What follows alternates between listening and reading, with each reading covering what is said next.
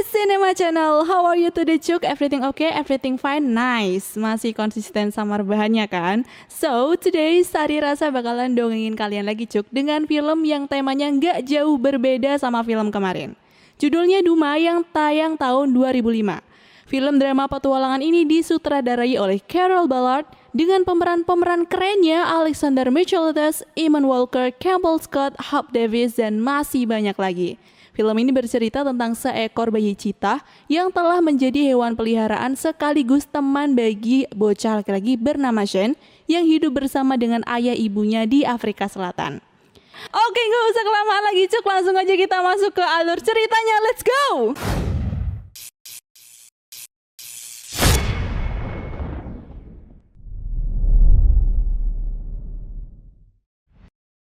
Berlatar di negara Afrika Selatan, cerita dimulai dengan kehidupan di savana masih berjalan dengan semestinya.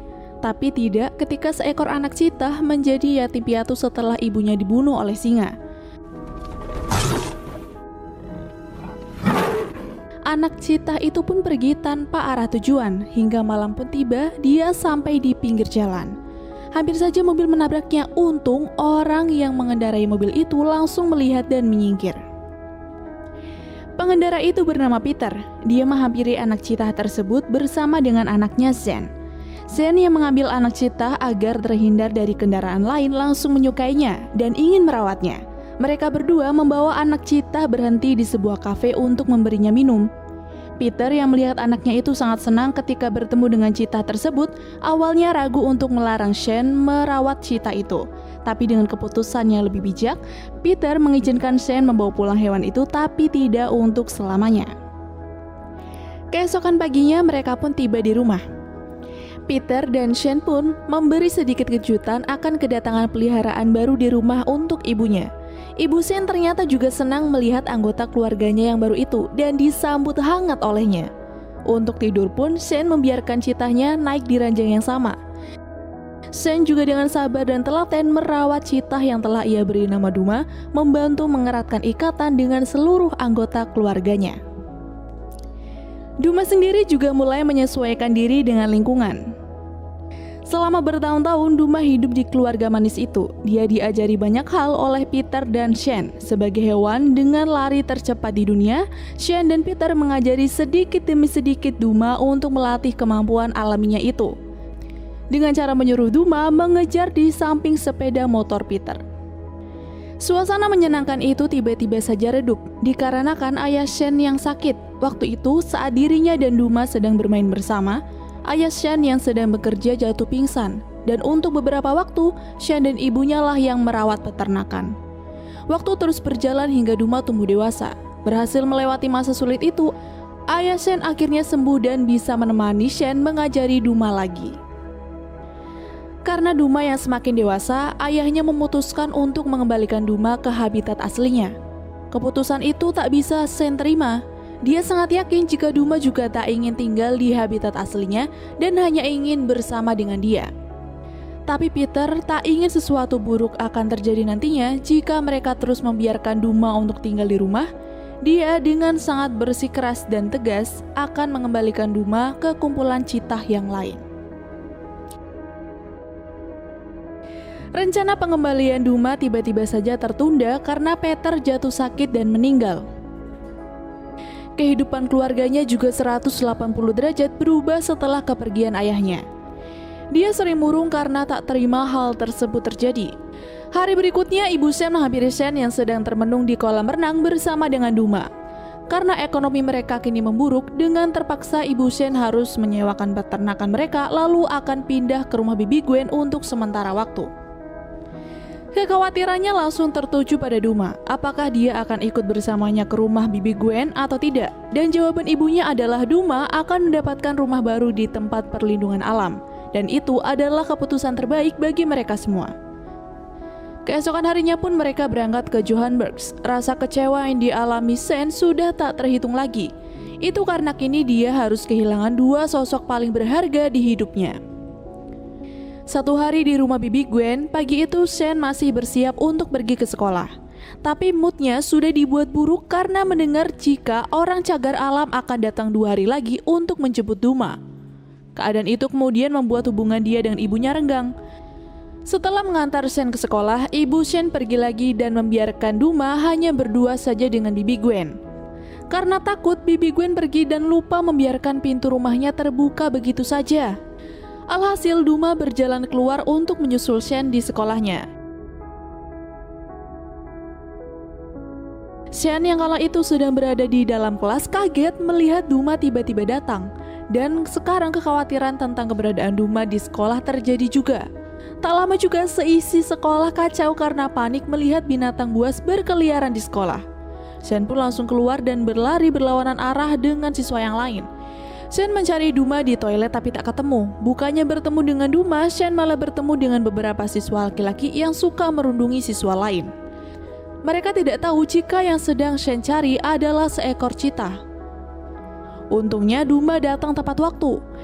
Dia menakuti semua siswa nakal itu dan membuat mereka lari terbirit-birit.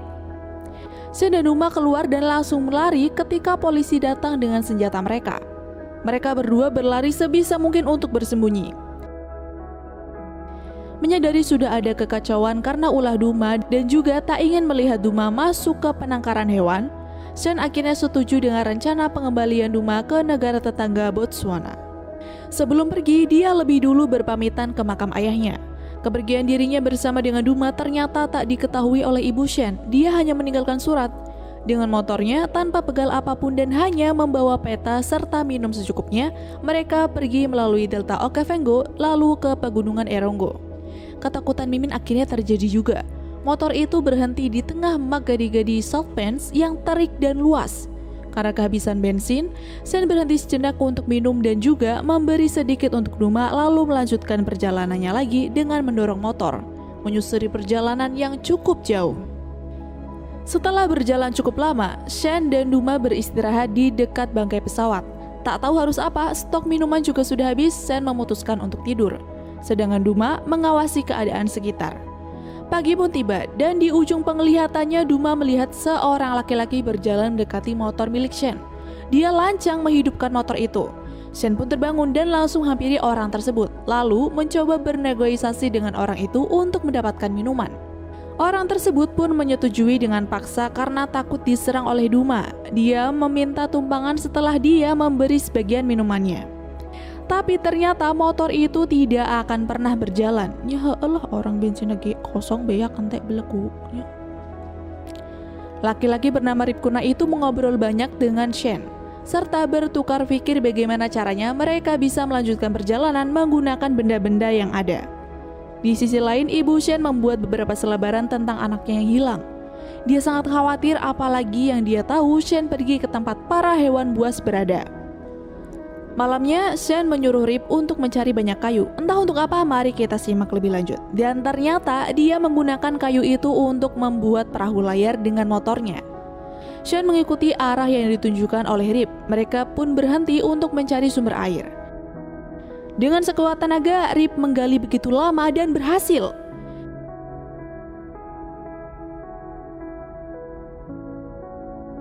Sesi berikutnya adalah mencari makanan. Shen menyuruh Duma untuk berburu burung unta yang ada tepat di depan mereka. Dengan kecepatan berlarinya yang luar biasa, Duma akhirnya berhasil mendapatkan telurnya. Aisyah kumaha dum era. Rip yang sangat materialistis memberi saran kepada Shen untuk gunakan saja Duma sebagai bisnis. Jika yang terjadi, Duma tak bisa hidup di alam liar dengan dirinya yang tidak bisa berburu. Shen menolak dengan tegas bahwa dia tidak akan pernah menjual temannya sendiri. Tahu jika tujuan Shen adalah tempat berbahaya, Rip memberikan penawaran. Dia akan mengantar Shen, tapi nanti setelah urusan selesai, Shen harus mengantarnya ke arah tujuan menuju selatan.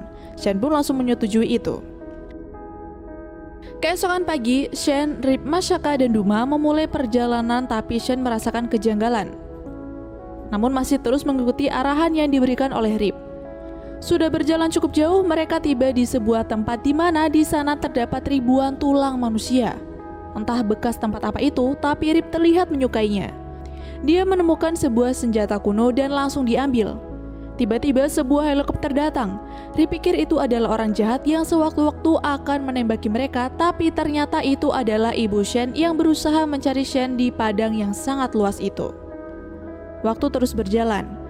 Shen dan Rip beristirahat untuk kesekian kali. Sambil mengasah senjata temuannya, dia bercerita tentang asal-muasal tanda hitam yang ada di wajah Duma dan ambisinya untuk menjadi orang kaya sampai dia meninggalkan seluruh keluarganya. Shen yang mengetahui ada ketidakberesan dalam perjalanannya itu menggunakan kesempatan untuk kabur ketika Rip sedang memasuki goa yang katanya banyak berlian di sana. Tapi sial, bukannya mendapatkan benda yang dia mau, Rip justru tertimbun pasir dan hampir mati. Tapi dengan cepat Shen menolongnya. Tanpa basa-basi, ia pun membongkar semua niat busuk Rip yang sudah menipu Shen hanya untuk mendapatkan uang. Shen dan Duma pergi sendiri menuju barat dan membawa senjata milik Rip untuk berjaga-jaga. Tak lama kemudian mereka mencapai delta Okavango.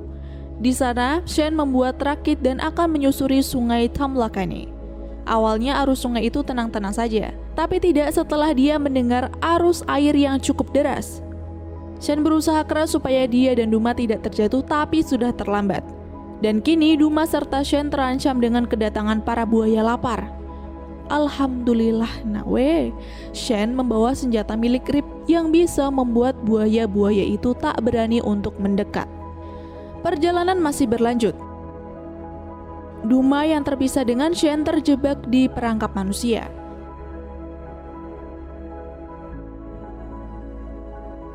Kini Shen sendiri hanya berbekal senjata milik Rip, berjuang mencari dan membebaskan Duma sambil berlindung dari serangan hewan buas di sana. Shen pikir posisi dirinya sudah aman, tapi ternyata ada seekor babi hutan datang. Shen tentu kaget dan lari, tapi naas dia tersandung dan tak berdaya lagi untuk kabur. Namun ketika dirinya sadar, Shen melihat Duma sudah ada di depan matanya dengan api unggun dan Rip. Setelah melakukan kesalahan dan tersadar, Rip ternyata menyusul Shen dan Duma lalu berhasil menyelamatkan mereka dari kematian. Perburuan dilakukan lagi oleh Duma. Dia mengejar kancil merenya rusa. Pokoknya mah itu. Duma mengejarnya sebisa mungkin tapi gagal, hingga memaksa Shen serta Rip untuk menggunakan cara lain. Mereka berdua melihat kumpulan orang sedang berpesta. Rip dan Shen membuat skenario sederhana hanya untuk mengambil makanan dari mereka. Setelah berhasil, Shen dan Rip kembali melanjutkan perjalanan bersama dengan sekarung makanan yang enak-enak. Karena sudah menolong hidupnya, Shen ingin memberikan sisa uang yang tersisa untuk Rip. Awalnya Rip menolak karena kali ini dia benar-benar menolong Shen untuk membayar kesalahannya. Tapi Shen memaksa dan membuat Rip harus menerima uang tersebut. Shen, Rip, dan Duma melewati Okavango dan akhirnya tiba di pegunungan Erongo. Hingga perbatasan Botswana dan Namibia sudah terlihat. Namun begitu mereka sampai di sana, tiba-tiba sekawan lalat CC menyerang mereka. Untuk melindunginya dari gigitan mematikan mereka, Rip menutupi tubuh Shen dengan jaketnya lalu meringkuk di atas tubuh Shen, mengorbankan dirinya yang digigit oleh ratusan lalat tersebut. Singkat waktu malam pun tiba. Shen dan Rip masih melanjutkan perjalanan. Tubuh Rip kini sudah mulai membengkak akibat gigitan lalat tadi, tapi dia masih berusaha keras mengantar Shen. Di tepi bukit, Rip melihat sekumpulan singa. Untuk menakuti mereka, Shen disuruh untuk membuat api, tapi tiba-tiba saja cuaca mempersulit mereka. Di samping tubuh Rip yang mulai mati rasa, dengan berbagai cara akhirnya api itu pun menyala dan kawanan singa itu tidak berani mendekat. Keadaan Rip sudah sangat parah. Dengan senjata yang dia punya, Shen pergi untuk mencari pertolongan. Sebelum pergi, dia mengikat Duma terlebih dahulu supaya tidak meninggalkan Rip. Tapi ikatan itu terlepas dan tujuan Duma pergi adalah untuk mengalihkan perhatian singa-singa tersebut agar menjauh dari Rip dan Shen. Shen yang telah berjalan jauh mencari pemukiman akhirnya berhasil juga. Dengan bahasa daerah setempat yang ia bisa, Shen berkomunikasi dan meminta pertolongan kepada mereka. Menunggu Shen kembali, Duma yang sedang duduk terdiam tiba-tiba mendengar suara kawanannya yang lain. Tentu ia sangat senang. Dia dan Citah yang lain pun berlari untuk bertemu. Sedangkan Rip yang sudah sekarat dibawa ke pemukiman warga setempat untuk disembuhkan. Para tabib langsung meracik obat dan melumurkannya ke wajah Rip. Beberapa hari kemudian, ramuan yang dibalurkan di wajah Rip pun dibuka dan terkejutnya tabib itu ketika melihat wajah Rip. Ternyata mereka semua adalah keluarga dari Rip Kuna. Setelah tak berjumpa begitu lama, melihat Rip ada di dekat mereka, terutama istri dan anaknya, itu sangat membuat mereka lega. Rasa bersalah kini timbul karena lebih mementingkan uang daripada keluarga, membuat Rip tak bisa menahan kesedihannya. Dia meminta maaf kepada istri serta kedua anaknya. Keadaan Rip sudah membaik dan kini tinggal urusannya dengan Duma. Dia memanggil nama Duma tidak hanya 2 kali tapi berkali-kali. Ketika dirinya akan menyerah, Shen melihat 2 cita sedang kejar-kejaran bermain bersama. Dan ternyata salah satu dari cita itu adalah Duma. Sekarang dirinya sudah benar-benar menyatu dengan alam liar. Dia dengan sejenisnya sudah bisa berburu layaknya binatang buas. Shen menunggu Duma selesai dengan makanannya sambil mengingat semua hal yang sudah diajarkan oleh almarhum ayahnya. Dan dengan berat hati, Shen mengikhlaskan Duma untuk kembali ke habitat dan mengucapkan selamat tinggal lalu pergi. Kepergiannya yang tidak sebentar itu kini sudah berakhir.